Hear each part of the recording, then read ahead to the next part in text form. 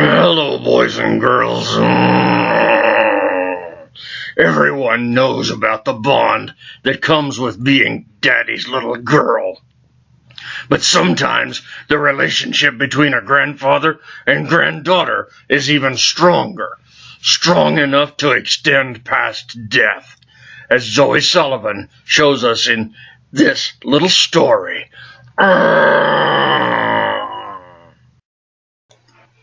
Grandfather has been with me for well over 100 years. His death was gentle, passing in his sleep at an old age that spoke of both greatness and hardships. During his time on earth, he buried the love of his life, and then his only child, my mother. The day after his passing, while his body lay in the living room awaiting burial, he appeared to me in a mirror.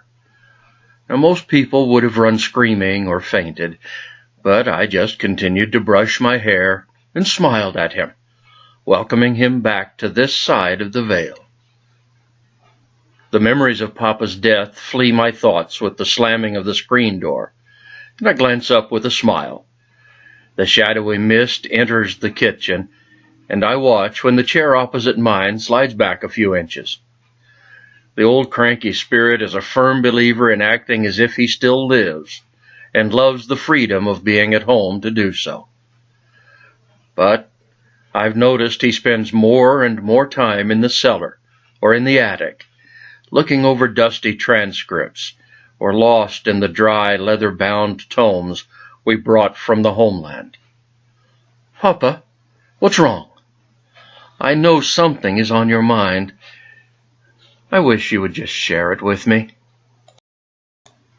Faded blue eyes, filled with regrets and worry, lift and meet mine, and I reach across the table for him to place his hand in my hand. When our fingers make contact, I feel his energy and find it to be extremely low.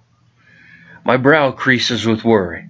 Papa never expends so much energy that I don't feel a static flow when we connect. His hand passes through mine after a moment of contact, and his deep, heavily accented voice fills the nooks and crannies of the small room. I am tired, child. The years have chipped at me, like wind and sand against the boulders, and I am worn down to nothing. I have made many mistakes in my life, and the biggest was when I lied to you. I sit straighter in my chair and narrow my eyes, with a slight tilt to my head. He lied? A million thoughts race through my head, and events from the past flash in my mind like a thumb flipping through a picture book. With a slight shake of my head, I fold my fingers together and wait patiently for him to continue. His large, wispy frame slumps, and his voice, though still strong, falters. I know what you are thinking, Bobbit, but the curses are truth and not the lie. I have been with you since the hour of my death, guiding, protecting you. I lead you to where the tomes documenting our family were hidden, and to your ancestors' personal diaries.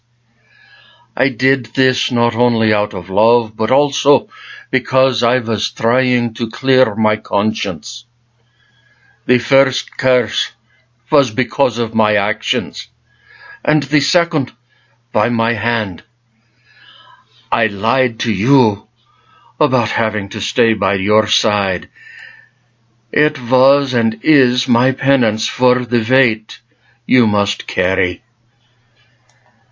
But I am tired. The years have been hard and grow harder with each passing day.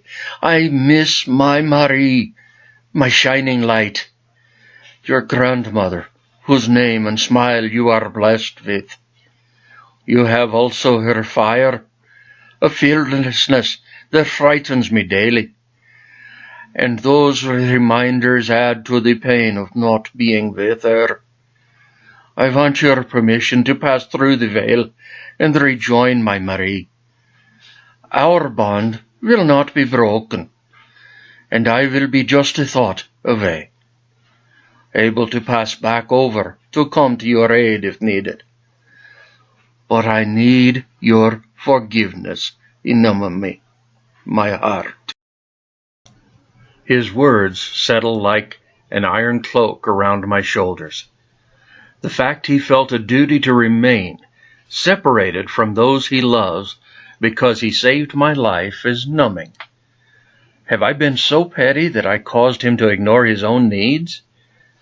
Yes, I told him many times that the curses were unjust and I should not be the one to bear them, but never thought of the sacrifices he makes in remaining by my side. The pain in my chest blossoms like a rose opening for the sun, while tears fall like raindrops from my lashes. I don't need to think about it. Papa should be free to join his bride in the afterlife, but the child in me wants to beg him not to leave.